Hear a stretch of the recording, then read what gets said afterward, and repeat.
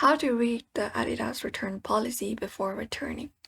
Hi everyone and welcome back to our channel. Today we are providing you with a clear way that you can follow up in order to look out for the return policy before you return anything, and you should check the official return policy page for that.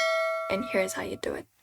So first of all, what we can do is we can go to the official Adidas help or returns page. We can just go over and look out for Adidas return policy and type in page. After that, here we'll be finding a page that we can click on, and that should open the space right here.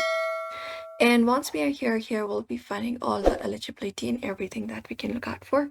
If you're in a specific country, make sure you are using the local Adidas website, and that way you can look out for it. And that section will explain the return time frame, the eligibility, and the exceptions as well. We can look out for the special conditions as well, such as sale items or final sale items, footwear versus apparel, refund method, and many more. So you can just go and see it.